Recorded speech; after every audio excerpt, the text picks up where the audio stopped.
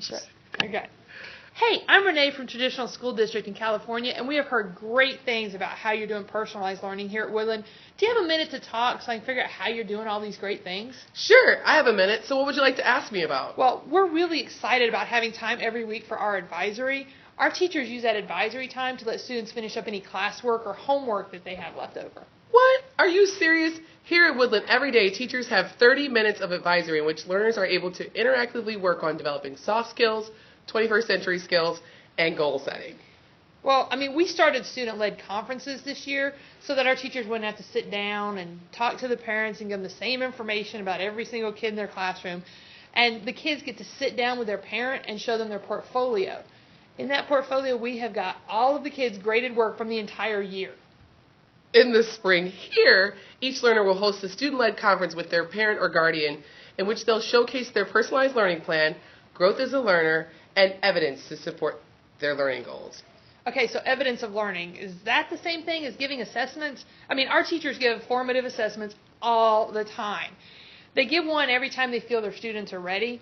Now, we're supposed to have data to show because of our school improvement plan, so our teachers keep a record of every grade every time they do that with a formative assessment. We don't really do much else with it, but they do keep those grades. Wow, interesting. Here, bi-weekly, each grade level team collaboratively creates and administers a CFA in the area of math at the appropriate level of rigor. When I say rigor, I mean 3 DOK1, 2 DOK2, and even 1 DOK3 question. Then, as a team, the MAP, and I'm not sure if you're using MAP over there, and CFA data is analyzed and instructional groups are formed. But then after that, differentiated, individualized, and personalized math stations are co-created where learners will eventually rotate through 4 stations based on their readiness. Are you kidding me? Your teachers actually sit down and work together to create all of this stuff. Yeah, it doesn't happen overnight. It all goes through phases here. Okay, so I want to hear more about these stations. Our teachers set up centers in the classroom for students to go through so they can practice their math skills. The timer goes off. Teacher says next. They rotate in a circle and, go to your next center, clean up your materials, and get started. Wait, so every kid does the exact same work? Like as in, if Renee over there is doing a worksheet, then Michelle over there is doing the same worksheet? Well, yes. The students are all learning the same standards, so why not do the same work?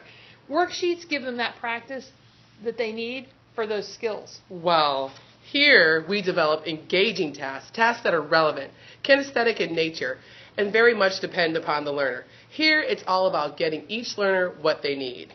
Oh, well, we get the learner what they need through our blended learning model. We have an adaptive software program that is very exciting. Each student sits down at the computer and takes a test. The software knows exactly what they need, what they do and don't know, and then it customizes the work for them. Okay, so that's great. Has the technology station replaced the teacher?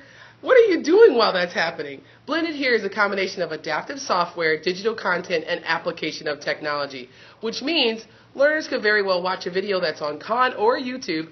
Then there's some sort of formative assessment they take about what they just did. Adaptive here tells me exactly where they are on the unit we are working on or a specific standard. Oh, no. The technology has not replaced the teacher. It's just another center that they can go to during the week. We want to make sure that the students see our teacher every day, and I know that with blended models, students really only get to see their teacher like once a week. Wow, once a week? Our ultimate goal here is learners rotate daily through 4 stations. However, because we do everything in phases here, with this part of the phase, we just want them to get used to consistent routines and procedures so that when teachers begin the next phase, consistent practices are in place and the students understand the purpose behind our blended model.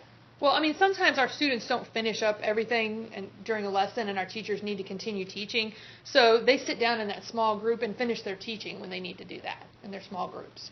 Our teacher-led is focused on learner needs, which ties back to the CFA and MAP data our grade levels analyzed together, so we can better meet the needs of each student.